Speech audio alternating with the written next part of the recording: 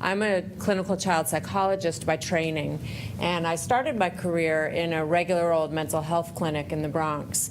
We were focused on early childhood, and so kids would come in, they'd be 4 or 5, and you say, wow, that's so early, that's so preventive. And I say, oh, they had had 4 years of exposure to toxic stress and community violence and 2 years of exposure to domestic violence, and it was way too late from what we know about brain development and the disproportionately receptive brain development that we see in early childhood. It's a sponge. It picks up the good and it picks up the bad, right? And that's why your 2-year-old can learn Spanish in a quick minute and you're still struggling with hola, ¿cómo estás? But it's also why your 2-year-old exposed to 2 years of domestic violence is disproportionately negatively affected, right? So when I asked the parents of these 4- and 5-year-olds who are showing up at this mental health clinic, you know, I wish I would have seen you sooner. Did you tell anybody about this before coming here? And they'd almost always say, yes, I told the pediatrician. I said, well, why don't I go sit next to the pediatrician then? If you're going to the pediatrician all the time, and you seem to like to go to the pediatrician, because when you don't come to see me and I ask you where you were, you said you went to the pediatrician, then why don't I go sit by the pediatrician and reduce some of that stigma attached to coming to get mental health services and really tackle these problems early on. So I share with you as the title of my talk, Age 3 is Middle Age when it comes to brain development, which comes from Jack Shonkoff at the Center for the Developing Child at Harvard. And it just sort of encapsulates it for you, the imperativeness of getting it right in these early years. So like any good person, I will tell you what I'm going to tell you. We're going to review the importance of 2-generation interventions. Just as Dr. Braidman said, there is really no point in me treating a 2-year-old and sending that 2-year-old back into a community and a family that doesn't have the supports they need. I'm wasting my time, right? The impact of adverse childhood experiences, or ACEs, on these families, toxic stress. And I'll present to you one possible answer to start to moderate some of these effects, the Healthy Steps program. The national model, I'll show you a few things that we've done differently, and go through our interventions, our teaching, some of the challenges around billing and policy, and how you might bring this to scale. I'm program agnostic. I'm not here to say that, you know, this is the one way to do this, but I am a little biased about platforms. There's something pretty extraordinary about primary care. Primary care is a remarkable platform to do this. So a few years ago, the American Academy of Pediatrics put out this policy statement on toxic stress, which hopefully you all are familiar with. And they spoke about this 2-generation intervention, right? They spoke about the critical need to provide targeted support for parents and caregivers if our goal is to identify and work with children at high risk for toxic stress.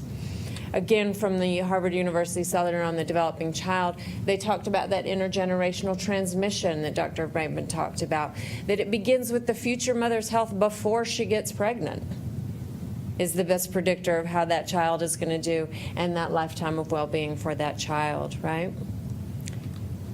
So just so we're speaking the same language, this comes from the Ascend Network at the Aspen Institute. What is this 2-generation continuum? And people get worked up about this. They say, well, how about 3-generation? Fine, multi-generation, right? 2-gen just has a nice ring to it, I think, quite honestly, so that's why people like to say it, but it's multi-generation. And it's not serving solely the family, the parent, right? So it's just job training. And it's not serving solely the child, so it's just child care. It's really bringing all of that together. And if you want to know a little secret, if you want to find parents of young children, there is one place that you can universally find almost all of them, regardless of their racial, ethnic, socioeconomic status, background, and it is in the primary care pediatric setting. Right? If you have young children, or you once had young children, or you know anyone who has young children, you know you were at the pediatrician 13 times in the first 3 years of life, even if you're perfectly healthy. We don't have any other system like that in this country. Where everybody goes, they go pretty often, and it's non-stigmatized. I even sometimes think it's positively stigmatized. You're a good parent if you take your kid to the pediatrician, almost no matter your community or no matter your beliefs, right? You're a good parent if you take your kid to the pediatrician. Now contrast that with the mental health system, which suffers from a great deal of stigma. Nobody wants to take their kids there, so why don't we bring them together and start solving some of these problems you see up on the screen? Which is that children of all ages exhibit symptoms of mental health problems, and a very low percentage of them receive care from the specialty mental health care system. But 50% of mental health diagnoses show symptoms before age 14. So if we can prevent it, if we can predict it, then let's get started. If this was any other disease state, I would argue to you that we wouldn't stand for this. If I told you that only a quarter of people with cancer actually went and got cancer treatment at the right cancer hospital, you'd say, well, we need to do something drastic. But we seem to stand for it with mental health because we don't think it's quite as critical, or we don't think it's quite as important, or maybe we don't trust that we can fix it. As Dr. Adams said early this morning, his brother is incarcerated right now, and he attributes that to untreated mental health. So let's get to work. So the national model of Healthy Steps started back in the mid-90s up at Boston, and the idea was that you would just bring another person into the pediatric office. If any of you are a pediatrician or you know pediatricians, you know that they have 15 minutes at this point to do like everything under the sun and then some, everything from bicycle helmets to fluoride to checking if you're actually growing to deciding what shots you need to actually saying, hi, how are you? And, you know, all those sorts of things, and doing it on their medical record, you know.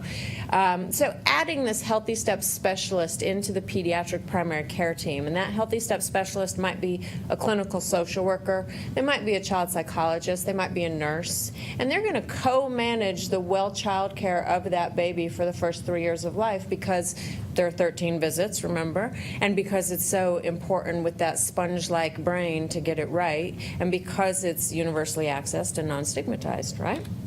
We're going to do all sorts of developmental screenings for the child. We're going to do home visits. We're going to have parent groups.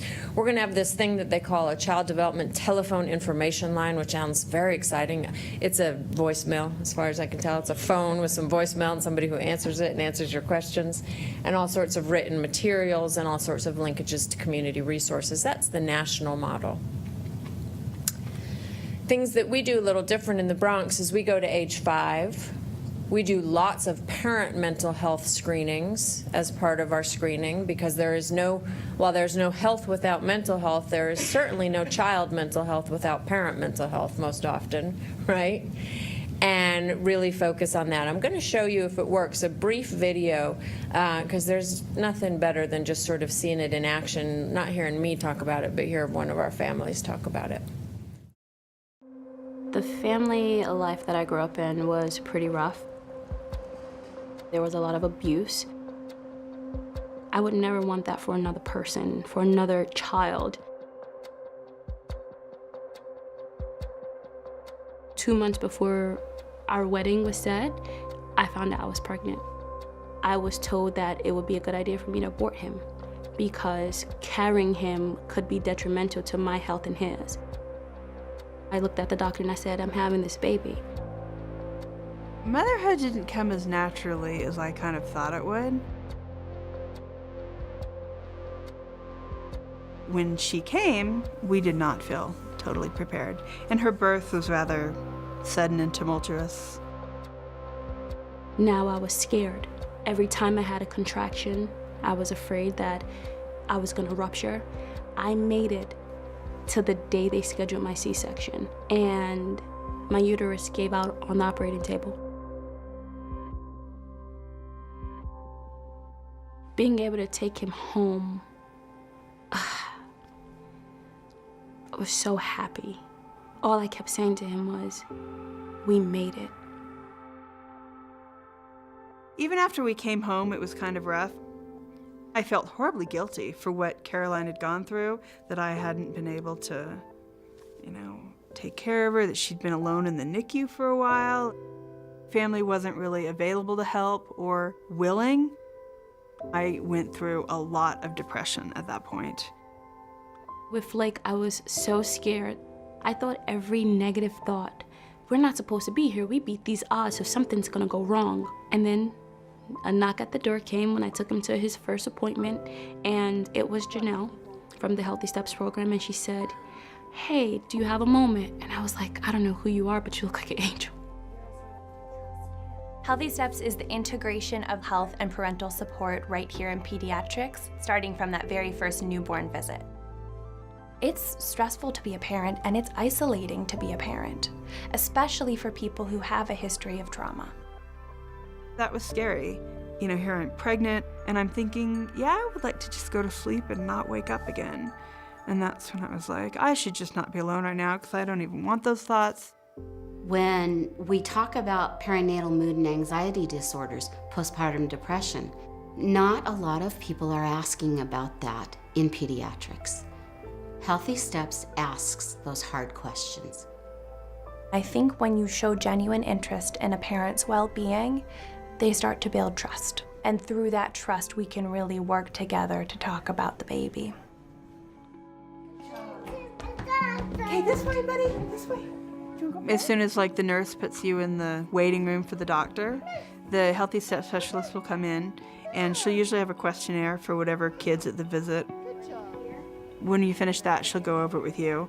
And they ask you if you have any concerns or issues. For a while, we were just watching his milestones, and because he was premature, we were just constantly worried about that.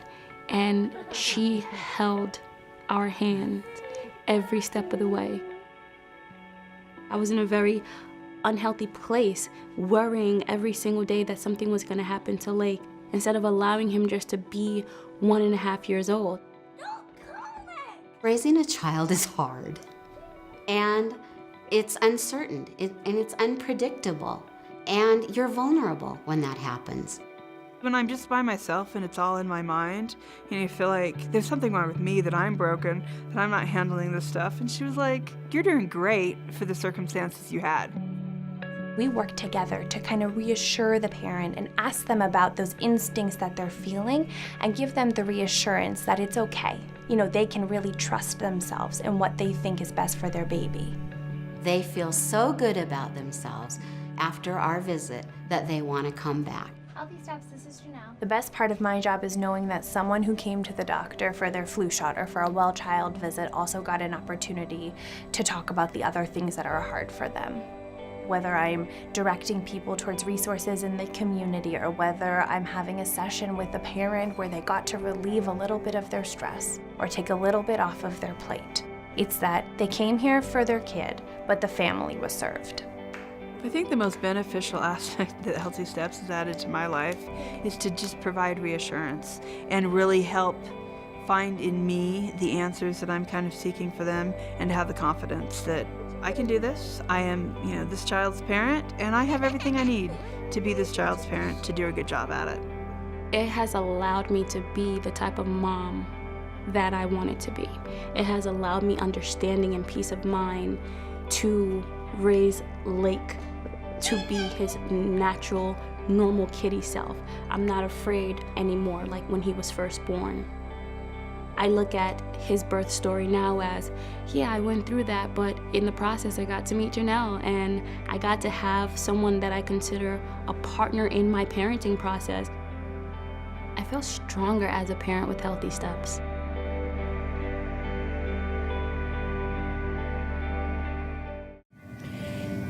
So we're in the Bronx. There are 62 counties in New York, and the Bronx usually ranks somewhere around 62nd on most health outcomes.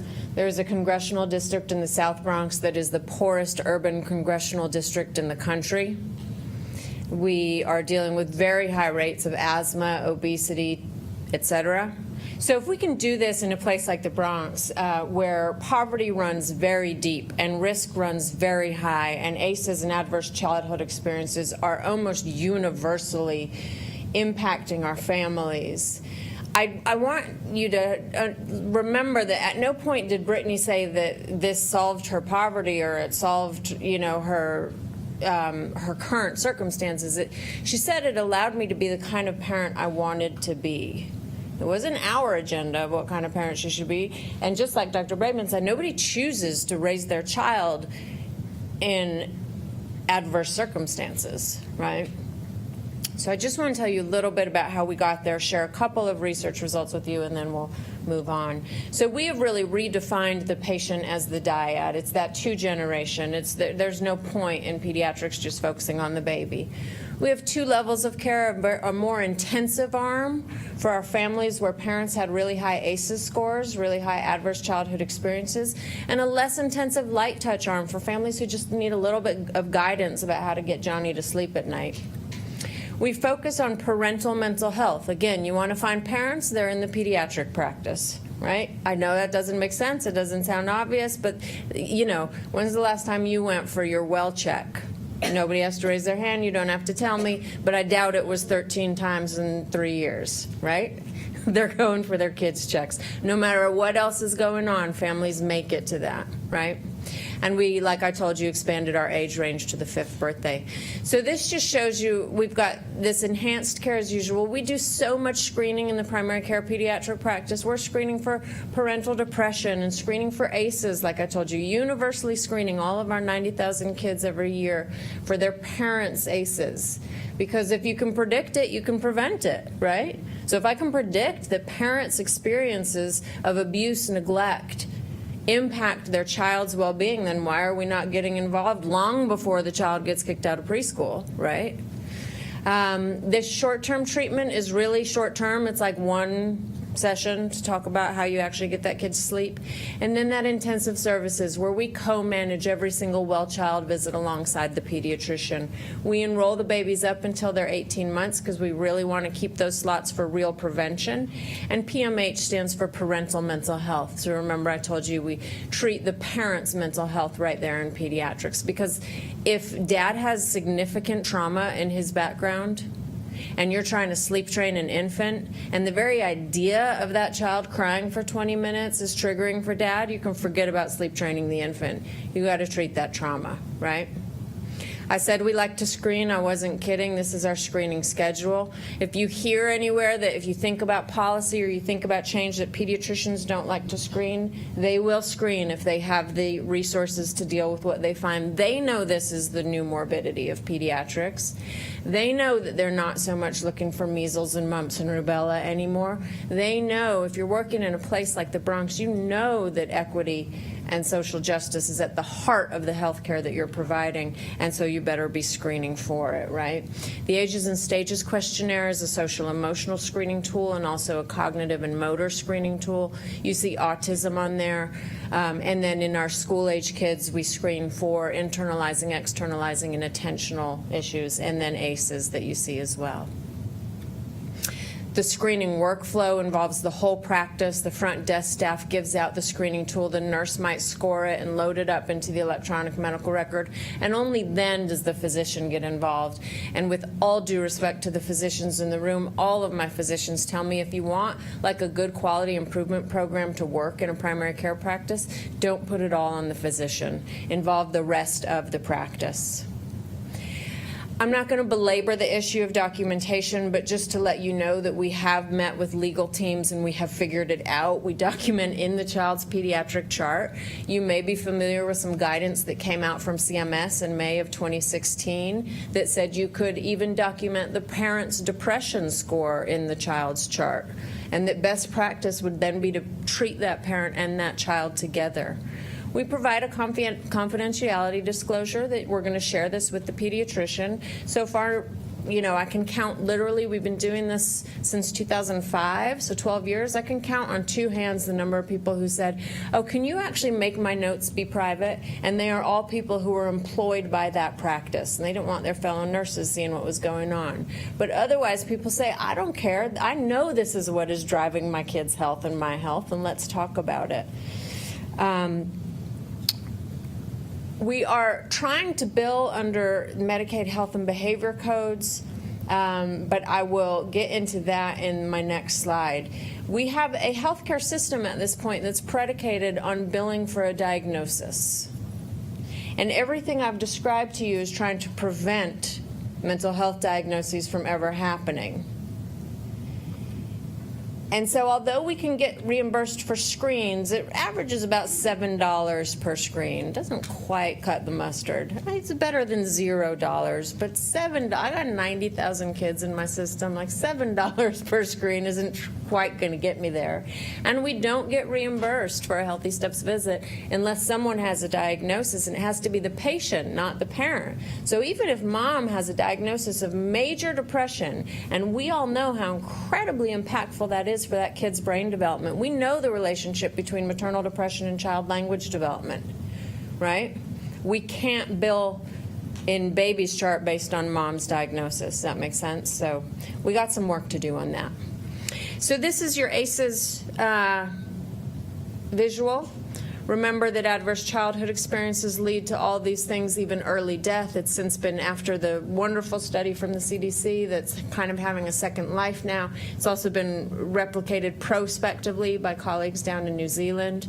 And again, what we want to do is look at these ACEs and not just say, oh, well, if you've got 4 ACEs, then you're more likely to inject IV drugs and cancer and heart disease and so on. But let's get before these ACEs and get underneath these ACEs. So I'm going to show you 2 research slides, and then I'm going to wrap up.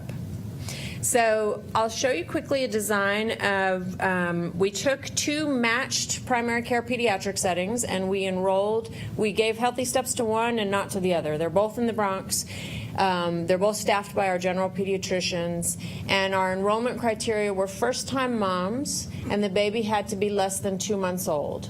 And so you either got this Healthy Steps specialist in your visits, like you saw Janelle with Brittany and Lake, or you didn't, right? And what we wanted to know, did mom's ACEs predict the child's social emotional development at age 3? Social emotional development really being the foundation of mental health and wellness, right? Talk to any kindergarten teacher about what kid is going to be successful. It's not the kid who's necessarily reading the fastest. It's the kid who can like sit in circle time and get along with the others. That's social emotional development, right? And so we just wanted to know about mom's ACEs and then her report on the ASQSE, the most widely used screening tool for social emotional development at 36 months. We asked dads as well. We didn't have enough to include in the sample and get power, but we certainly know that that's going to be a relevant factor here as well. So I'll walk you through this slide from your left to right. Our outcome of interest here is the ASQSE mean score. You want a low score on this tool. A high score means you're at risk for problems in social emotional development, the foundation of mental health, right? And so when we look at comparison group kids where mom did not experience abuse or neglect, and I want to be there's something very important on this slide. We didn't include all 10 ACEs. We only included the abuse and neglect. Right? We didn't include the ones that are called household dysfunction, a parent who's incarcerated or a parent with mental illness, because they were too ubiquitous. Okay? We wanted to look at the big stuff, the abuse and the neglect. So if mom had experienced abuse or neglect in her own childhood, her 3-year-old social emotional development was way off the charts up there at 90.4. The cutoff is 59, that big black line across the middle. You see that? But if mom hadn't experienced abuse or neglect in her own childhood, the baby's social emotional development looked good down there at 28.3. Go over to that red bar. Mom had experienced abuse or neglect in her own childhood, but she got the Healthy Steps program. And look, that baby's doing really well in terms of social emotional development, nice under that cutoff bar. That pink bar is important too, because those babies got Healthy Steps, but mom didn't have abuse or neglect. And even if you're not a statistician, you know that 28.2 is pretty much the same number as 28.3. So we didn't have much of an effect with kids whose moms didn't have abuse or neglect in their own childhood. And that's good news, because we didn't need to have much of an effect. Even in the Bronx, where risk runs so deep, we don't have to give this service to everybody. It can get kind of depressing if you think about, well, we have to give some service to every, all 6 or 7 million children growing up in poverty in this country. No, because of differences in how resilient children are. We're learning more about genetic makeup. We're starting a study with to look at biomarkers for toxic stress in 2-month-olds next month. I mean, we're learning a lot about the ways that different kids contribute. So it tells us that also we could do some short-term mild intervention with some of these families and they'd be just fine. So that's the slide I'll show you next. These are those development and behavior consults. So that's an average of 1.4 sessions of intervention with a family. So if you didn't screen at risk on the ASQSE, at age 5, about 21% of those kids had a BMI at or above the 95th percentile, right? If you did screen at risk on the ASQSE, but you received an average of 1.4 sessions of intervention, that short-term intervention, only 16% of those kids at age 5 had a BMI at or above the 95th percentile, compared to 42% for kids who screened at risk, did not get the service, and then at age 5, 42% of these kids had a BMI at or above the 95th percentile. Yes, there is a self-selection bias here, right? It's the parent selecting to take up this service, but this is a pretty extraordinary finding. This is a program not, you know, we don't say we're out there to cure childhood obesity, but early childhood obesity is a parent-child relationship issue in the absence of any medical things going on, right? So you're wondering, well, how do you do this, and how much does it cost, and holy moly, this sounds like, well, how much are we going to have to spend on that? I've been taught not to say that it's cheap, it's affordable. So for that short-term light touch, we're spending about $50, total dollars per family per year. I spent more on that from the cab on the airport to my hotel last night. And $450 per family per year for intensive services, right, which is about what my flight cost. I will close just by saying this is our community. 30% of people in the Bronx live at or below the poverty line, and 40% of children are at or below the poverty line, right? 68% of our residents are overweight or obese. So if we can do this in the Bronx, where social determinants of health are everywhere we turn, we have overcrowding, we have crime, we have community violence, and we also have very resilient families who want to do it better. I have never met a family, no matter how badly it's gone with previous children, who for a little moment didn't have a window of hope that it was going to go better this time around. And if we can get there with those families at that time, then we can really change that trajectory, right? And where they are is in the pediatric practice. We work with families from everywhere, and we're trying to learn every day about what it means to have healthy brain development if you're from Bangladesh. And it means something different than if you're from the DR, right? Turns out they told us that folks from Bangladesh told us that serving kids sufficient amounts of fish was what they thought was going to be most important.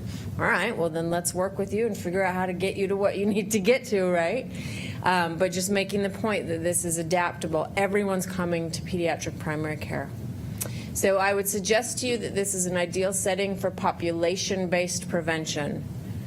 Again, 90,000 kids, and we're able to do this. That two-generation care is your ideal vehicle to break the intergenerational cycles of risk and trauma. This Healthy Steps specialist is almost working as a quarterback, sort of helping to coordinate care and ensure positive outcomes, and just, as Brittany said, help her to be the kind of mom that she wanted to be.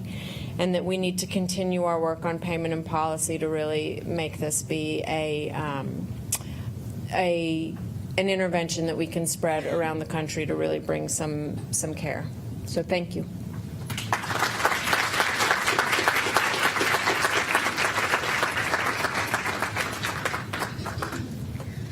So I want to be mindful of the time. We got a little bit delayed this morning, and I want to be respectful to the panels that are in this afternoon. So can someone tell me how much time we have for quick discussion and some questions? 10 minutes. Okay, so I will cut my part short, but first let me just start by really thanking Dr. Briggs and Dr. Braveman again for even being here and really giving us a really solid summary of the science base in this area. And let me just reflect that as your discussant, the charge of the day is really, in the name of the forum even, is Healthy Start, Healthy Life, the building blocks to health equity. I would suggest that it's also the building blocks to health, to well-being, to productivity, and even to prosperity. So then it is our charge, the charge of public health researchers, public health leaders, public health practitioners, to really assure the conditions where children can really thrive, that children can be healthy and well, and recognizing that children are all of their biologies, all of their characteristics, their histories, the historical trauma, the culture, all of that, you know, when they come into this world. And then we have the environment, yes, the physical environment, but also the socio-political environment, the context within which these kids are raised. And we talked about it's not deterministic. It's not that things happen and they set us on a pathway and, you have high ACEs, you're going to have poor health. It means that we need to really boost the protective factors, the protective relationships, the protective environments, the protective context to really change those trajectories for kids. And I would say that means we need to be assuring safe, stable, nurturing relationships and environments for all children if we're really going to be strategic about achieving our public health goals. So it doesn't matter if you're in the business of preventing mental illness, if you're in, you know, preventing infectious disease. If we have healthier children, healthier communities, we will have a healthier, more productive nation. So that's just some context to keep in mind. And as I reflect on some of the really excellent, you know, programs, policy levers that kind of were touched on today, again, recognizing that preventing early adversity before it occurs is a two-generation approach, a strategy to really achieve our health goals. So if we know that there's about a 19-year difference in life expectancy between those who have high, measured 6 or more, versus those who have no ACEs, okay? 19-year difference in life expectancy is a greater life expectancy inequity than we see in most any other injury, illness, or geographic comparison. Almost 20 years of life lost. Okay, but we know that's just the ACEs we measured. That's just the stuff that we asked about, that we had data for. Of course, we have this context. We didn't measure poverty. We didn't measure social inequities, all of this, you know, complex interplay between risk and protective factors, resources, et cetera. And if we know that ACEs affect our health outcomes, and now we have more recent data that say that ACEs also impact our ability to graduate high school through the brain function and development effects, endocrine system, epigenetics, how our genes express. So now you have this double whammy where it's affecting our health, but it's also affecting our ability to have these life opportunities that are protective of health. It is our charge to invest in preventing early adversity before it occurs. So all of that is the context to say we are just so thankful to really raise up this work of health equity as the charge of all of us in this room, certainly in our, you know, prevention of childhood abuse and neglect and ACEs in general. This is something that is really an intentional priority for the Injury Center and for Division of Violence Prevention. But as I reflect on what that means, let me, and posing a few questions to start us off here in our 8 minutes that are left, I want to say that as we, you know, do strategic plans and logic modeling across the agency, right, we usually recognize the kind of big thing, okay, the goal is health equity.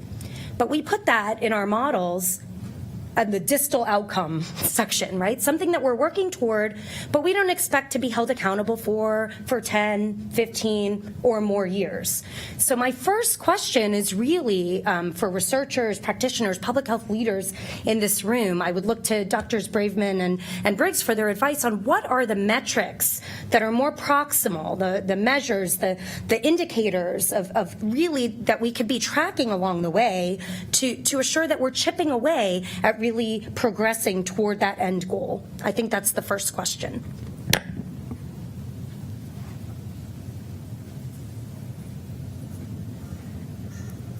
Well, that's a great question, and especially because, I mean, with health equity, I mean, it may not even be, we may not be able to measure the endpoint that we want even in 15 years. It could be decades, and it actually could be generations before it comes. So it's absolutely essential that we're always thinking about the intermediate measures. And we're referring to the literature that ties those intermediate measures with our ultimate outcome. And I mean, those intermediate measures are going to be different to some extent, they're going to be different for different health outcomes. And I think we need to do these logic models and sort of maps of which way the arrows go. The kind of maps that I showed are incredibly simplistic, because it's not just that there are things that weren't even on the map that are important, but also the interactions between the different elements that are on the map and interactions of the things on the map with things that are outside. So it's really challenging, but I think we have to think in those terms and to the best extent possible, and think about the resilience factors, what could make a difference along the way. It's a slippery slope. And I mean, it's one that I think I've confronted throughout my career, and I would think everybody here who's struggled with it, it's like you have to be accountable for showing something, that's the progress, but that's not going to be enough. And sometimes does that deflect you from doing something that would have more of a chance long term at getting at the upstream thing? And I think we just have to struggle with that every time. I think that's an excellent answer. I would add to it, I mean, in our work, we look at things like birth weight and birth spacing and NICU stays, and then child language development and secure attachment and parental mental illness, and then social emotional development of the child, and then kindergarten readiness, and then third grade reading scores and emergency, all of that are just gross mean averages, right? And the work that I'm most excited about gets to this individual difference and susceptibility. So some of this dandelion orchid work that Tom Boyce and others have put out, but our work in the biomarkers is going to be looking at individual children and their variance on some of this resilience or risk susceptibility, sensitivity, because I think in order to do our work best, we need to know who needs what, how much of it do they need, and when do we know when they've had enough. Right? And we can throw a program at a group of folks because we think that's a good match, but there are going to be people within that group who have different resilience profiles and don't need as much of it. So when we incorporate some of this biological understanding of real risk and resilience, I think we're going to get much further in some of that outcome measurement. Yeah. If there are questions, please approach the mics. I'll ask a second one in the interest of time. We have 3 minutes.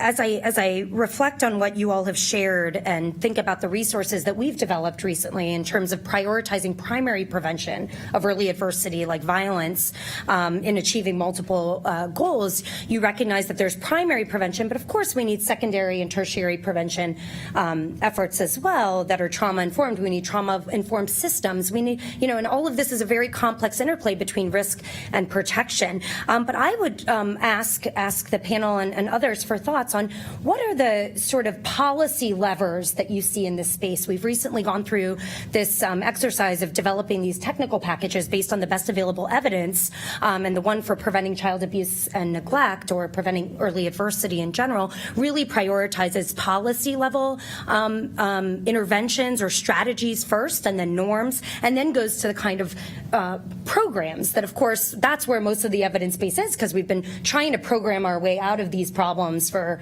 decades. But we know that we're going to need to shift our focus, and really, one of the major ones that's in our technical package is really providing economic supports to families through family-friendly business policies, for example, paid family leave, things like this. But I'm just wondering, from your view, what are the policy levers in this space that can really help us on our way to reducing these health inequities? Until we pay for prevention, it's going to be sparse. Yeah. We were 100% grant funded for the first 8 years of our existence. We were raising about $1 million of grant funds every single year, and most people don't have that capacity, that energy, that drive. So until we figure out how to pay for prevention, we are not going to see widespread prevention programs, no matter how evidence-based they are, no matter how impactful they are, no matter how comparatively affordable they are. The return on investment when you intervene early is profound compared to intervening later. But until we figure out a payment mechanism, I think, that's the policy lever that I always look to. Well, the policy levers that come to my mind are the earned income tax credit and the child tax credit, and both of those are on the chopping block in the administration's proposed budget. But those have actually been evaluated, including some with some child health outcomes, and they have been very popular. So I think it's critical to preserve those and to expand. And then in addition, these sort of center-based early childhood development programs have, there have been a number of randomized studies of some of these programs, and the outcomes have just been incredibly impressive.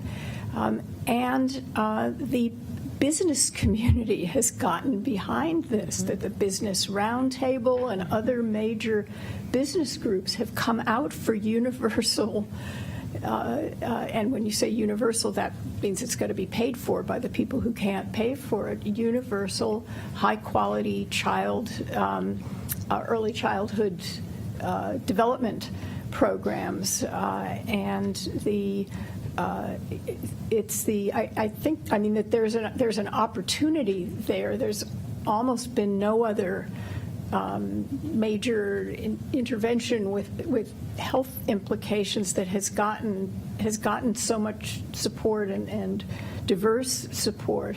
And this has been acknowledged many times. The obstacle is not a lack of science. The obstacle is political will. Yeah. Well, thank you. And unfortunately, we're out of time. We want to be respectful, but I encourage you to seek out our speakers after the panel. Thank you again to Drs. Braveman and Briggs.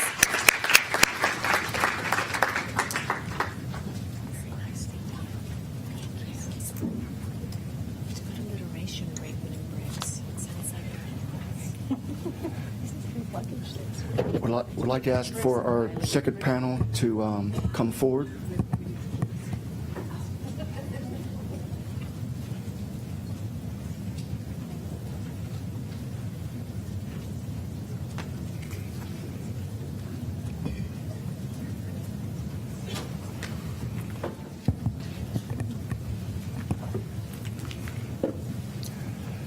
Our second panel this morning is going to focus on strengthening programs to ensure health equity as a component in interventions that support healthy children. Our first presenter this morning for this panel is Dr. Paul Jarris. Dr. Jarris is Chief Medical Officer and Senior Vice President, Mission Impact at the March of Dimes. His overall responsibility includes advocacy, maternal child health, consumer education, professional training, and perinatal data center, and the NICU Family Support Program. Dr. Jarris is a nationally recognized expert in healthcare policy, clinical quality initiatives, public health, and disease prevention and wellness.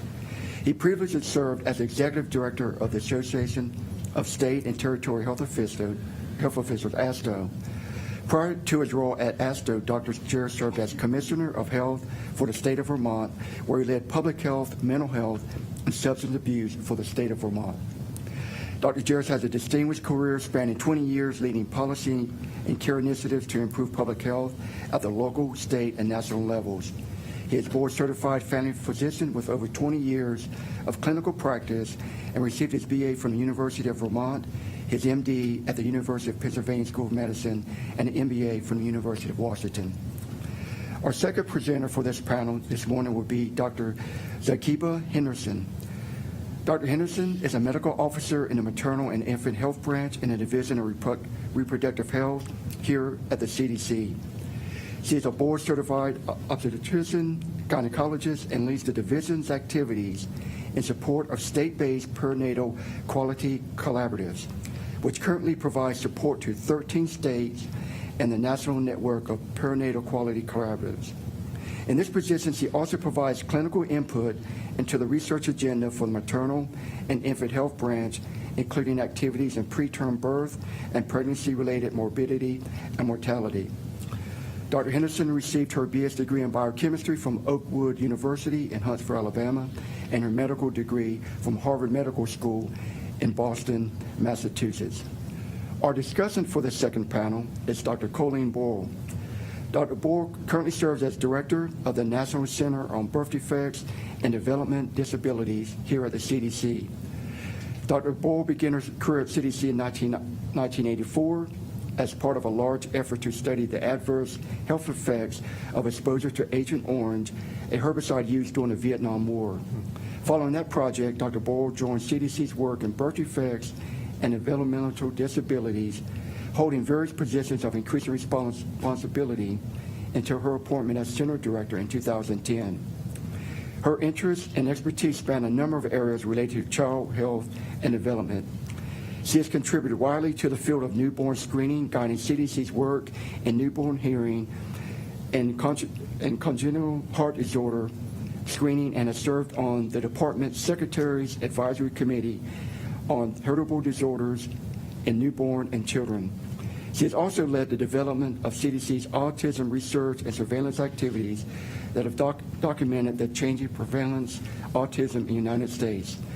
She has twice received CDC's highest award for scientific excellence, the Charles C. Shepard Award for Outstanding Scientific Publication. Please join me in welcoming Dr. Jarris. Thank you. Well, thank you very much. It's really a great pleasure to be back here at the CDC. It feels like coming home to family. And also want to thank Leanders for inviting me and the March Times to speak, and also for the leadership you've provided for many years here at the CDC. So I also am very pleased that with Dr. Fitzgerald that she will have a real interest. I mean, yes, it's about brain development, but she will also have a real interest in health equity, and I've worked with her for years on that. And in fact, as you may know, she and Dr. Montero are in the U.S. Virgin Islands and Puerto Rico this week, where we clearly have equity issues and problems, and frankly are not treating our citizens there the way they should be treated. And again, it's a pleasure to be on the panel with Kiba, who we've worked so closely together with on the National Network of Perinatal Quality Centers, an important initiative to make sure women actually get the care they need when they need it, which so often is not happening. And Colleen, thanks. It's great to be up here with you. So I'm going to start a little bit, and three things I'll talk about. And actually, I wasn't even nervous till Jerome mentioned my name. Then I became nervous because I'm like, now I got to live up to this. But the three things I want to talk about. One is brain development doesn't start at birth. Brain development starts way before birth, and childhood development starts way before birth. And it's very interesting how many people conceptualize it all about from birth on and early childhood, when in fact things go back. And I'll have a few slides to show you on that. I'm going to also talk to you about the national collaborative we have, which is the Prematurity Prevention Collaborative. We have over 300 different organizations. CDC is very involved, and I want to thank you for your leadership in that. And Dr. Braveman is leading in one area also, and we're very fortunate to have her resources with us. So I'll tell you a little bit about that and what's driving it, because that is all about equity. And thirdly, just talk about how we built equity into that initiative, because we know and we wish and we have to get to the place where working on equity is part of what every public health professional does, both working using the World Health Organization's terms of goodness. What are we trying to do in terms of lowering preterm birth or improving child health? But fairness. What are the gaps there, and how do we close those gaps? And we need those two things to go hand in hand. We also know, though, we're not there yet as a country. And so recently, for example, a wonderful, about a year ago or so, maybe two now, a wonderful report was put out by the IOM called the Vital Signs, which was to develop a measurement for population health that we can use across the whole country, an agreed upon measurement standard. And if you read it, they said that they decided they weren't going to actually break out a special measure for equity, that it was going to be embedded in every other area. that's our aspiration. But when it was released to the National Press Club, I think I spoke on the last panel, and it wasn't until I and George Spengen was in that panel spoke in the entire production that health equity even came up. And they are now working on measures, and they're picking one measure per area they're measuring. That one measure means you don't have a goodness and a fairness measure. So we're just not ready yet. We have to recognize that equity is a specialty where we have academia, we have governmental leaders, practitioners, and we need that, but we also need to build it into everything else. We did a lot of research back with ASTO on the state health agencies and around their work in equity, and found that those that were most, this was funded by the Office of Minority Health, those that were most effective were ones that had somebody at the commissioner level or show level who was the expert and led equity throughout the entire organization as an internal consultant, and they had a unit that worked on health equity specifically. And so that combination of overall leadership with embedding it everywhere, I think, is the way we have to go until we're ready for it to be everyone's work. So I'm showing you this to give some context, because Marcia Dimes, as you know, works on equity and preterm birth, or you may not know the equity part of it. That's where clearly we're going as an organization. If you look at this, you'll see the green bars are the rates of preterm birth based on the last menstrual period, which is how the United States did it until 2014, and now we switched to the blue bars, which is how we used what's called obstetrical estimate, based upon an early ultrasound. But what you can see is a number of years, about 8 years of declining rates of preterm birth in this country, which is excellent. But what happened in 2014 to 2015? We actually had a statistically significant increase. And I'll show you a little bit more about that increase. 2015 to 2016, a 2% increase. That represents about 8,000 additional preterm babies being born. So not only do we see an inflection in the curve, but we see a worsening. And as I think maybe it was Dr. Braveman mentioned, compared to any other highly developed nation, the United States is probably in the bottom 10%. We're just above Oman in most of these measures. So we do poorly international, and we're getting worse nationally. But there's more to it than that. It's even, and I hate to be a downer, but if we look at the change between 2014 and 2015, the increase was in non-Hispanic black women and Hispanic women. So less goodness, less fairness. 2015 to 2016, you can see on the right side of the slide that all racial and ethnic groups increased, but higher increases among women and people of color. So this is a big wake-up call for our country. The reason we took a look at preterm birth is because preterm birth and the conditions associated with it are the biggest killer of children to age 5, globally as well as in the United States. So if we're looking at infant mortality, we've got to look at preterm birth as well as other things. The fact that we are doing so poorly, and that 1 out of 10 babies in this country is born preterm, with all that means for them, it's mind-boggling that the biggest killer of children through age 5 is not an issue in this country. And one of the things we're trying to do is to make it an issue. How do we talk to people so people recognize it? And the fact that we have these disparities in maternal mortality, in infant mortality, in preterm birth, and that there's about a 31-year historical lag between black infant mortality and white infant mortality, that is outrageous. And what are we doing about it as a country? Art James, who many of you may know, has this great slide that says, do black babies matter? Because we're not closing that gap.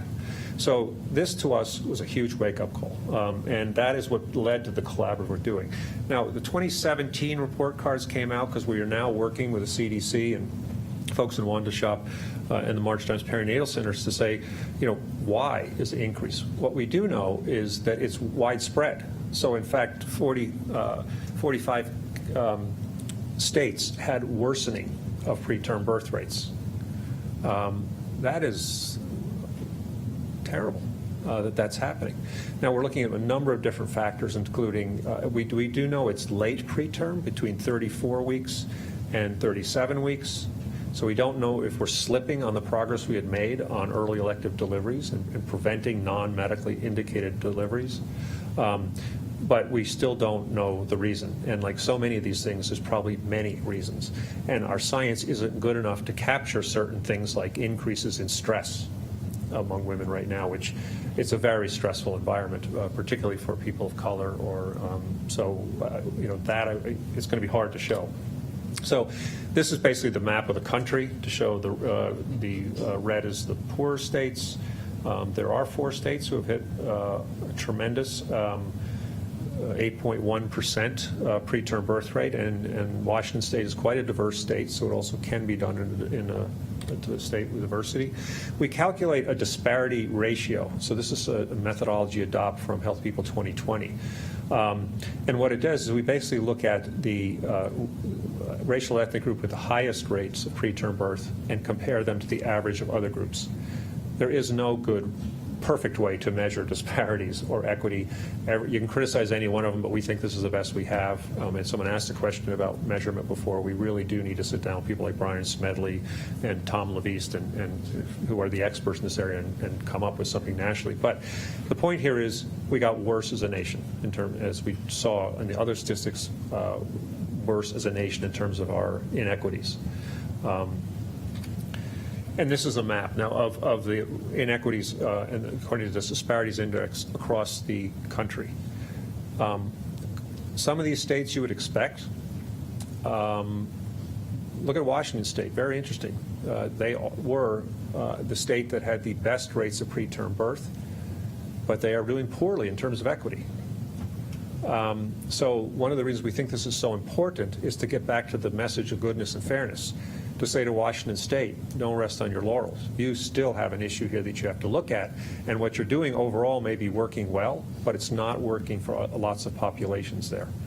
So we get a lot of attention out of this. And it really is we released it last week, and it's a great opportunity to start talking about social determinants, structural racism, and the impact of that. The other thing that we continually stress is in this country there is either an implicit or explicit bias that these inequities are based on either some predetermined genetics or group flaws. And we're very clear that this is not predetermined genetics, and there are studies like Intergrowth 21st that will show women of different racial, ethnic nationalities around the world, if they're in optimal health with optimal care, do approximately the same. And the differences between the groups is bigger than the differences within the groups bigger than between the groups. So we don't believe this is genetically predetermined. But we also don't believe that this is a matter of group behavior. And I don't think anyone in public health would believe that, frankly. But the rest of the world doesn't necessarily know. In fact, there's even YouTubes of political leaders at the governor level making comments like, well, if those people only behave more like the majority, we wouldn't have these problems. And I won't mention the person's name because I might get shot, but you would know the name of this person. So we have got to change that narrative, part of what we're doing, so we can recognize that this is due to the toxicity we have created in this country. And that this is baked into our nation. The racism, the historic, structural, and systemic racism is built in, that is causing these stressors, that affects epigenetics, and as Dr. Braveman went over, also affects the allopathic load and the immune system and all these other things. It really makes great sense biologically. It's very plausible, and Marcia Dimes is leading research into the effect of stress on epigenetics and the expression. So I put this in here because I know that Dr. Fitzgerald is now your director, and I've been talking to her for years, and she actually now has extended to include prior to birth in her initiative, at least the last time I saw her present it. But long-term cognitive impairment is affected by prematurity. So as we said, this is a life cycle approach we have to take. There's a couple things that are very clear. We don't make healthy babies in 9 months. We're trying to change that narrative. You can't take sick women, give them 9 months of prenatal care, no matter how good it is, and expect to have healthy babies come out. So, 40%, these are children born very preterm or preterm, and you can see the definitions there, a 40% increase in the risk of significant cognitive deficits at school age. And then even if they don't have a neurological event, like a bleed or something else going on, they still have a greater chance of having cognitive impairment. One of the explanations possibly for looking at this is that normally a brain will develop while the baby's still in mom, in the most natural environment for that baby, and there's lots of neurological development going on there. No matter how well we support a baby in an extrauterine environment in the NICU, it's just not the same. And it does, we believe, or to use Dr. Braben's, there's research to demonstrate that that extrauterine environment does alter the developmental trajectory. Smaller cortical area, microstructural abnormalities. There's probably some threshold at 28 weeks, where before 28 weeks the brain development is much more severely affected, but any decrease from the full-term baby at 40 weeks is going to impact brain development. So we really want to make sure that moms make it and babies make it as close to term as possible, which is why these early elective deliveries that are scheduled deliveries at 37 weeks or scheduled C-sections are just not a good idea unless they're necessary for the safety of the mom and baby. And unfortunately, they're happening way too often, and often the woman isn't even given a choice. We're scheduling your C-section. And it made me wonder about that prior video. Why was that C-section scheduled for a woman who had never had a baby before? Visual spatial reasoning, visual memory, slower processing speed, less cortical white matter, smaller thalami, which are involved in sensory and motor signaling. These are significant things that affect these babies, and to look at it another way, the risk of special education needs by gestational age at delivery. And you can see that, look at 37 weeks, which we consider term for some odd historic reason. It's still 3 to 4 weeks early, so I don't know who decided that's term, but 40 weeks is the reference group where you have the lowest rate here. But even at 37 weeks, you have a 36% greater odds that there's going to be needs for special education. So it's very important that we address preterm birth in terms of the trajectory for the child. This is something called the brain card the March and Dimes developed as a way to show people in a simple way the difference between in brain development and why it's important to continue. Now, the brain does develop, if a baby's born preterm and cared for, but again, that extrauterine environment is not the same as it naturally developing, and it does have consequences. So that's just my pitch. Please remember, no matter what you're working on, and I'm as guilty of this as anyone else, I worked for years on chronic disease and started to think about kids with type 2 diabetes at 18 years old, 5 or more when you're over 65. I personally didn't think about the impact of the birth process on chronic disease. Preterm babies have a higher rate of hypertension, higher rates of diabetes. We need to start including that baby's development before birth in all our work. So we pulled together, based on this challenge of seeing worsening going on, and this was after the 2014-15 increase, we said there's something going on here that's not right, and we knew for many years with the disparities in our heart rates compared to the nations, things were right. So we did a process where we first did key informant interviews for about 15 leaders in government, in clinical medicine, in public health, community groups and organizations, where we asked them, what is it this country, as a country, we need to do as a field of maternal child health if we're going to turn the corner, start lowering the rates of preterm birth again, and start closing these inequities. And so you can see some of the groups that were here, and we're very grateful for the CDC's support in this, and Wanda Barfield and I co-lead this collaborative. But very important, all levels, very important that we also had parents in the room who could experience it and could talk to us. So you'll recognize these groups here, and these are obviously very influential groups. The central challenge with this was very consistent between what the Key Inform interview said, surveys of maternal health professionals, and what the group came up with, is that we have to approach equity and preterm birth hand in hand. You cannot separate the two in this country. You can't work on one or the other. I mean, for example, you could close disparities by worsening the rates of those who are doing better. We don't want that. like Washington State, you can have great rates, but there's big disparities. We don't want that either. So we have to, in this country, work hand in hand. And it was very gratifying. Oh, man, 5 minutes. Did that work for any other panel? So just to go through this, again, this is critical. This is what we're trying to achieve. And we have a steering committee that I'll tell you about in a minute about that. We came up also, this is what happens when we only have 5 minutes left, with other areas we're going to work on. We have a group looking at clinical and public health practice and how do we do more of what we need to do. There are so many evidence-based interventions, 17P, for women with a prior preterm birth, aspirin, a free almost 20-cent pill given to women who have risk factors or a history of preeclampsia. We have not found a single system in this country that is, and we've been asking and looking, that has taken aspirin on systematically. And the problem there is nobody gives you a piece of pizza or a sandwich for a 20-cent pill. So maybe we need to make it an orphan drug, and then we'll see it being used. But so often, Oregon's study of 17-hydroxyprogesterone, which is a steroid, given, and how many women received that who had a history of preterm birth. They only used 4 shots rather than the full series between 36 weeks and between 18 and 36 weeks. Guess what percentage of women in their Medicaid database received even 4 shots in this series if they had a history of preterm birth? Less than 10%. And that's in what's considered a pretty good health system. And I could keep going on with other states. It's quite problematic. So we are working on this, and I'll get a little more into it later if I have time. Across the board, I'll go through this stuff. But again, as we've heard so much, we have to look at the life cycle.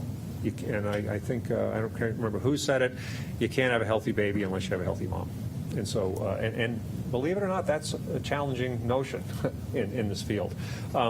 We also know that we have to include families in the communities. Healthy Start, City Match, and Stork's Nest are part of this. We need to know how to work with people in the culturally sensitive way where they live, and the data. And there's lots of issues around setting goals for health equity. And that's, again, I don't have time to go into that, but we're working on that now.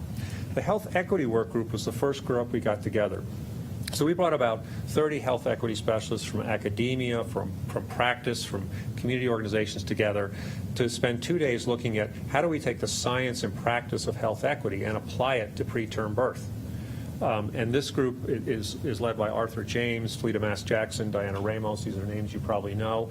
And they're working on several things. But the concept here is let's bring a group of experts together to support all the other groups. Guiding principles for those groups. How do you take an equity approach to the work you're doing in all those other groups? A glossary, because there's so many terms and definitions, and how do we use them and talk about things. And then they're working on a consensus statement. And this is an important one. It's basically saying, as we've heard before, we need multiple sciences to come to the table. This is not just about biological science, clinical sciences. We need economists, sociologists, anthropologists, women's studies specialists to come because they each have a way to approach this. And as I think it was Paul, I'm quoting all the time, said, I think it was you who said basically this is equity. Health equity is much more than health, and we've got to approach this in other ways. Meaning the sciences have got to come to the table. Even if so we have over 300 organizations like ACOG and A1 and AAP and ASTO and HO. Even if all we did was to influence those organizations and their probably million constituents and members, we would have accomplished something. But of course, we want to go much broader than that. So that was the first group, Clinical and Public Health Group. I won't go into all the details. They are working on low-dose aspirin. They're working on 17P. They're working on intentionality and birth spacing. Still 45% of the pregnancies in this country are unplanned. Planned pregnancies are healthy pregnancies. And they're doing that specifically with an eye toward populations that are geographic, racial, ethnic, that have been underserved. So again, the equity there is clearly, it's very interesting to see the excitement of ACOG's executive director around this equity approach. I was a little surprised, frankly, but he was passionate about it. Policy and communications workshop. there are policies in this country that are simply not conducive to health. Certainly we have all the history of the Jim Crow laws, and we have history of redlining, which now is much more subtle but still does happen. But the policies, for example, around other social determinants, for example, we know that paid parental leave, maternity leave is associated with lower infant mortality. We know that if we really want women to be able to care for their children, we have to give them an adequate minimum wage. We have to make sure they have sick time off so they can go to the doctor's office. So we're working on a number of those things. We've invited housing to that. We're going to expand beyond it.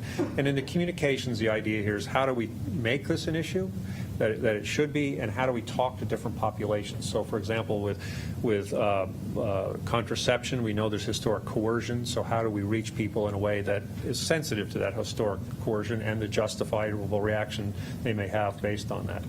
Now, this I stole from Paula's, the research group, and she's really the thought leader in this area. I won't go through all this, but the idea here is we have a view, and I bump into this a lot, that it's all biologic. And unless you understand the biologic mechanism, you just don't know what to do. That epidemiology, all those other sciences find associations, they're not causal, and so you don't know what to do. So basically, Paula and other renowned scientists are going to write a paper addressing that, saying this isn't just all biology, that this all takes place within the context of an environment and social setting. And therefore we need to bring those sciences in. And that may sound like not a big deal, but to get that published in a prestigious medical journal by prestigious biological researchers is going to make a big statement. So that group is beginning to work on that there. So the approach here, and I'm out of time. You don't have any out of time ones, do you? Good. Oh, no, you do. Should have invited it. The approach here really is we have a specialty, the science and practice of equity.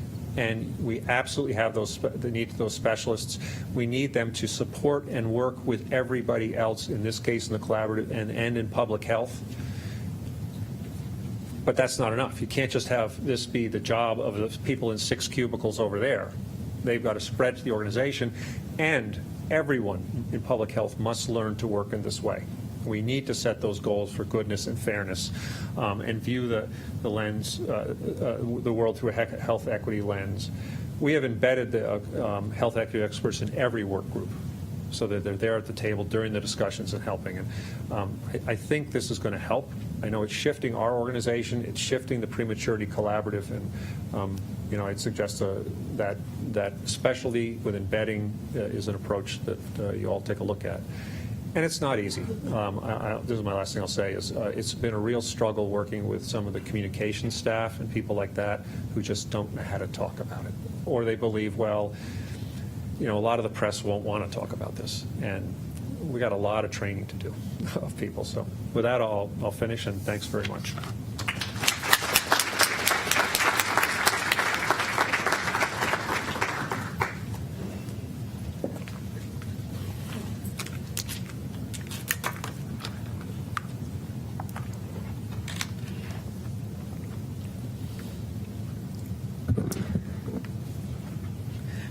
Good morning. I know we are approaching the lunch hour, so hopefully I'll be able to hold your attention and that your stomach growls will not deter your attention from my talk. I'm really excited to be here. I'm excited because this work that I get to tell you about is something very personal, something that I think really makes a change and an impact on the care of women and infants in this country. I'm really excited to talk to you today about a program supported by CDC that focuses on truly giving children the best start by improving care and outcomes for pregnant women and newborns. I know that there are different aspects of tackling the problem of disparities in health equity, and I'm going to be talking about the healthcare aspect, because it is an important aspect that once patients do access care, that they are receiving equitable care and that the care that we provide is of the highest quality. So I'm going to first give you a little background information on the need for improving perinatal health, and then talk to you about how perinatal quality collaboratives work to improve health and outcomes. And I'll also discuss some examples and opportunities to reduce perinatal health disparities and to improve health equity for pregnant women and newborns. So, the seeds of success in every nation on earth are best planted in women and children.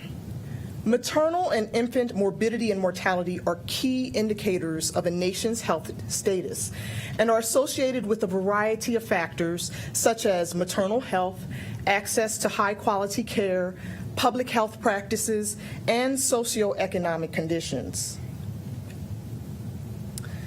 In this graph of infant mortality rates of Organization for Economic Cooperation and Development countries, you see the number of deaths of children under the year of age expressed per 1,000 live births for the countries listed here. I know you can't see the names of the countries. However, I would draw your attention to the United States, which is in red, with an infant mortality rate of 5.8 at the time of this ranking. And as you can see, the United States falls at the bottom of this ranking of developed countries, despite spending more on health care per capita than every other country on this graph.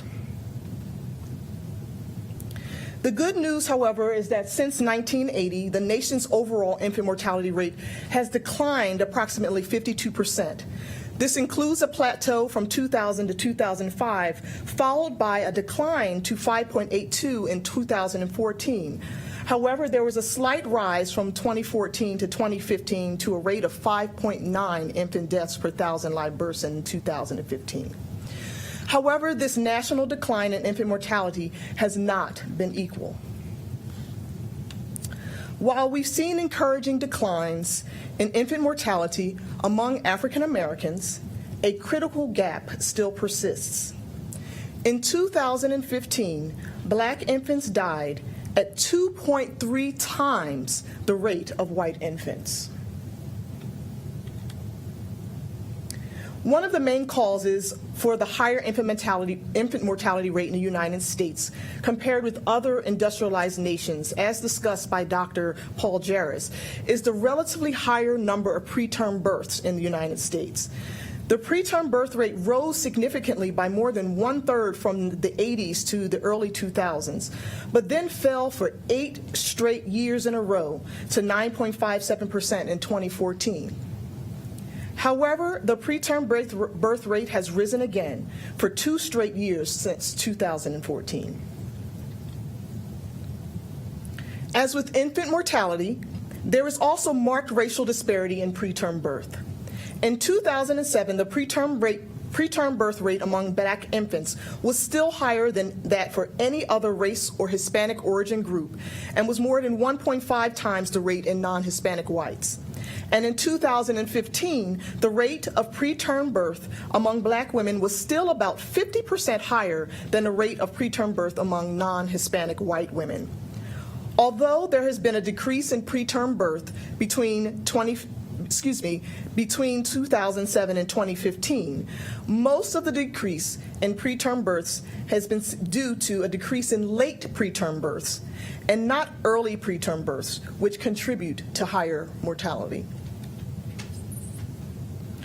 Another measure of our nation's health, deaths to pregnant or recently pregnant women, has been on the rise. As you've probably seen recently in the news media, this increase has been seen significantly in all races, but particularly has impacted minority populations. Although this increase may be partially attributable to better identification of maternal deaths over time, maternal mortality does not appear to be decreasing, and this increasing trend has been consistent when you look at data from the National Center for Health Statistics and also from our national surveillance system of pregnancy-related deaths, the Pregnancy Mortality Surveillance System, which includes deaths of women while pregnant or within 1 year of termination of pregnancy. As is the case with infant mortality, there are striking racial disparities in pregnancy-related mortality in the United States. Black women have a 3 to 4 times higher risk of dying from pregnancy complications than white women. And this trend has persisted for over 25 years. Also, while maternal deaths are relatively rare sentinel events, severe complications of pregnancy are about 100 times more common than maternal deaths, and the disparity exists also with maternal morbidity. Substantial components of our nation's health are influenced by decisions made in healthcare facilities and by healthcare providers. Collectively, these decisions comprise our healthcare delivery systems, and there is definitely room for improvement. State perinatal quality collaboratives, or PQCs, are multidisciplinary networks of perinatal care providers and public health professionals working together to improve pregnancy outcomes by advancing evidence-informed clinical practices through continuous quality improvement. PQC members identify processes that need to be improved and use the best available methods to make changes and improve outcomes as quickly as possible. They do this by working with local clinical hospital teams, experts, and stakeholders to spread best practices using rapid data collection and feedback of data to meet goals to improve care. State PQCs include key leaders in private, public, and academic healthcare settings with expertise in obstetrics and neonatal care and in quality improvement. Strategies of PQCs include use of the collaborative learning model, such as the Breakthrough Series collaborative model developed by the Institute for Healthcare Improvement, use of rapid response data to provide feedback to clinical teams on their progress, and the provision of quality improvement science support and assistance to clinical teams. The ultimate goal of state PQCs is to achieve improvements in population-level outcomes in maternal and infant health throughout the state. Although individual institutions and organizations have been able to achieve some improvements in perinatal care outcomes, regional PQCs serve a unique role because they take on the responsibility of improving outcomes for the entire region. They understand the regional network of perinatal care, and they collaborate among teams in both hospital and community settings. And they have the ability to compare the performance of hospitals that are operating within a similar context. Members of a regional perinatal quality collaborative represent a community of change, and this model has been shown to be successful for rapid dissemination of evidence-based protocols and processes.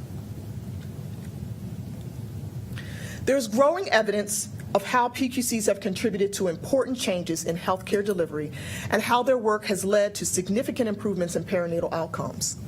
Such evidence include reductions in elective deliveries without a medical indication prior to 39 weeks gestation, reductions in healthcare-associated bloodstream infections in newborns, reductions in severe maternal morbidity, increases in appropriate use and documentation of use of antenatal corticosteroids to improve fetal lung maturity, and improvements in the use of progestin therapy for prevention of preterm births.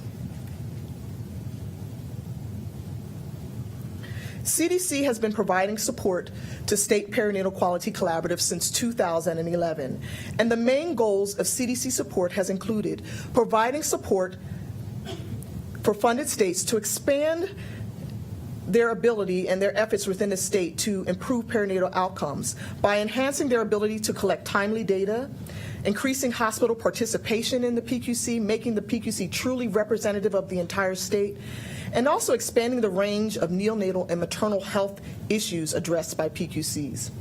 CDC has also worked to transfer experiences and knowledge gained from established PQCs to help additional states, including a webinar series on various topics with expert presenters throughout the country, the development of a resource guide to provide assistance to states that may wish to form a PQC or that may have challenges with PQC development, and also support for the development of the National Network of Perinatal Quality Collaboratives. In 2011, CDC's Division of Reproductive Health entered into a cooperative agreement with 3 established perinatal quality collaboratives in California, New York, and Ohio to improve perinatal care through the quality improvement model. And in 2014, CDC support for PQCs expanded to include 3 additional states in Illinois, Massachusetts, and North Carolina to further support shared learning and collaboration among states. As of September 2017, CDC now provides support to 13 state PQCs, as well as a new coordinating center for the National Network of Perinatal Quality Collaboratives. The states currently being supported include Colorado, Delaware, Florida, Georgia, Illinois, Louisiana, Massachusetts, Minnesota, Mississippi, New Jersey, New York, Oregon, and Wisconsin, covering key states in all of the major regions of this country. As you can see by this map, most states currently have a PQC in varying stages of development, as indicated by the darker colors on the map. There are some states that are further along in development of the infrastructure and activities for an ongoing statewide perinatal collaborative. And there are other states that would benefit from further support and assistance in expanding their efforts. In collaboration with the March of Dimes, CDC has supported the development of the National Network of State Perinatal Quality Collaboratives as a consultative and mentoring resource to increase capacity in states to improve maternal and infant health. This network was officially launched in November of 2016 with participation of 48 out of 50 states and over 20 partners. The National Institute for Children's Health Quality was recently awarded to coordinate the activities of this network as of September 2017. The goals of this network are to strengthen leadership in state collaboratives, to identify and disseminate best practices for establishing and sustaining PQCs, and identifying and developing tools, training, and resources necessary to foster the sharing of best practices to support a sustainable PQC infrastructure. And the ultimate goal is to reduce maternal and infant morbidity and mortality in this country, making it the best place to give birth and be born. The central mission of this network is to support the development and enhance the ability of state perinatal quality collaboratives to make measurable improvements in statewide maternal and infant health care and health outcomes. Here are some examples of maternal or obstetric-focused initiatives undertaken by PQCs.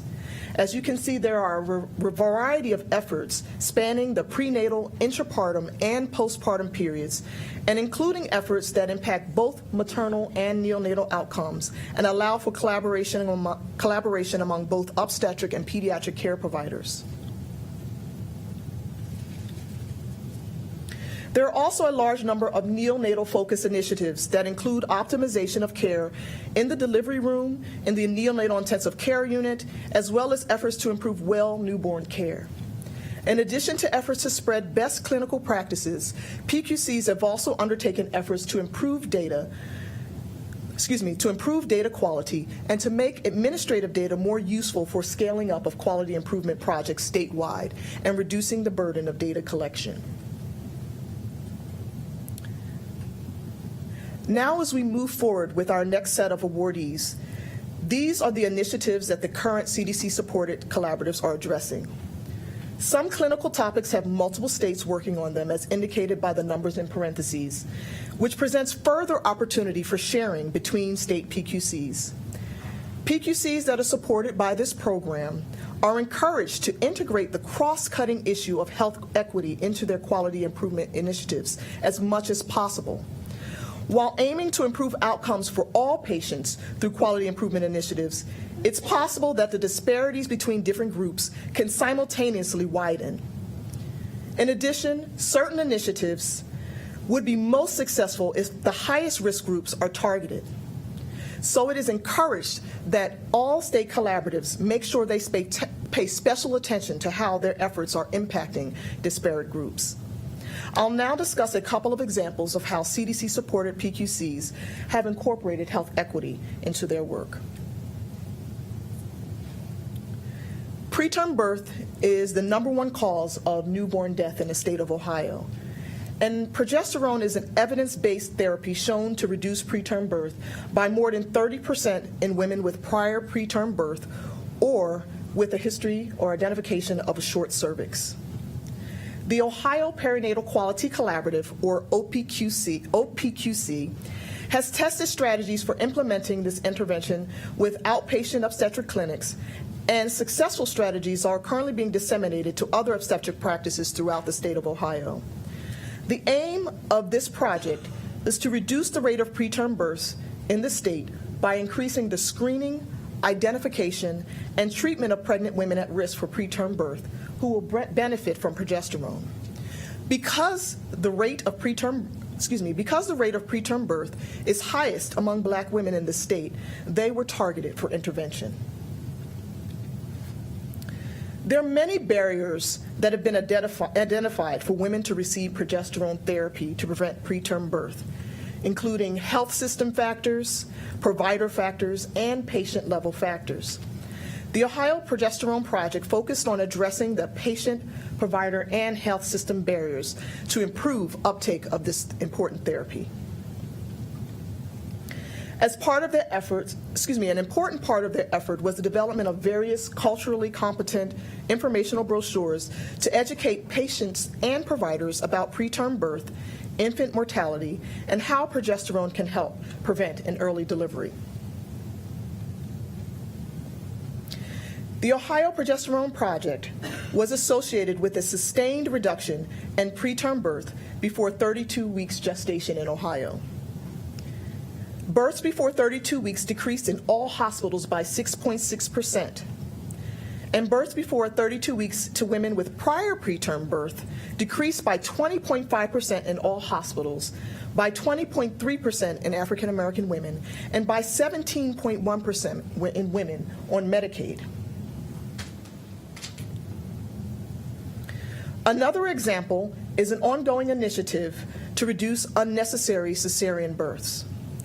Cesarean section delivery increases risks for both the mother and the infant, and the rapid increase in cesarean birth rates over the last 2 decades without clear evidence of concomitant decreases in maternal and neonatal morbidity or mortality has raised significant concern that cesarean delivery is overused.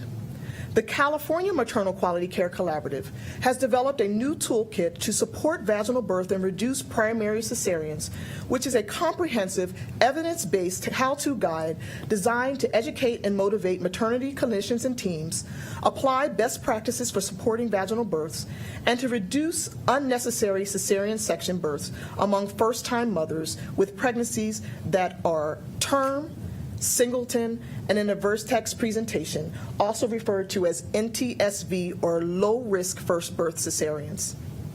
Black women in the state experience higher rates of low-risk first birth cesareans. In a recent study in California, Black women were about 30% more likely to have a low-risk first birth cesarean section compared to white women. Implementation of this improvement project will include targeting and addressing this disparity in California. CDC is working with PQCs to actively monitor how their quality improvement initiatives incorporate health equity. Increasing attention is also being given to how perinatal quality improvement projects impact disparities and how interventions can be targeted at the most vulnerable groups. Efforts include education campaigns for both patients and care providers, improving access to care, and provision of higher quality, equitable health care.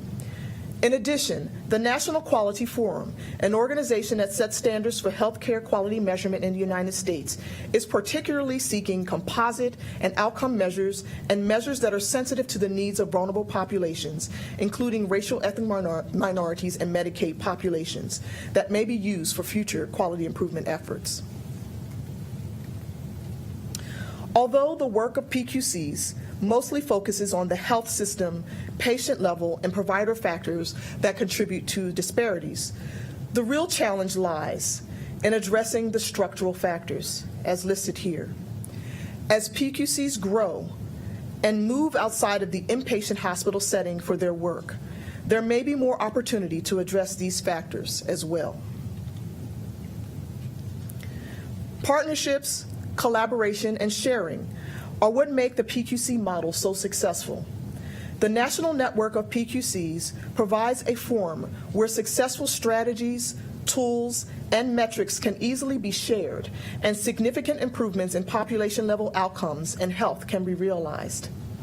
Multiple partners working together to reach this common goal is more effective than each individual entity working alone. As this program moves forward, it is crucial that we include partners to help us remain committed to making sure that health equity is a priority, and that initiatives include special effort to improve the health of those who have experienced social or economic disadvantage, so that all mothers and infants in this country receive the best care and to give children the best start at a healthy life. I'd like to take this time to thank the California and Ohio Perinatal Quality Collaborative that has provided leadership in this work and leadership in providing assistance to other states throughout the country. I also like to acknowledge Dr. Barfield, the Division Director, for her support of this work, and Drs. Callahan, Shapiro Mendoza, and Olson also for their support and input, and also the rest of our team who have put a lot of work into this work, Danielle Suchtev and Emily Johnston. I also would like to thank Dr. Fitzgerald for her support of this work. It is because of her support of improving care through state perinatal quality collaboratives that we've been able to grow this program and to support a national network to provide support to states throughout this country. Thank you.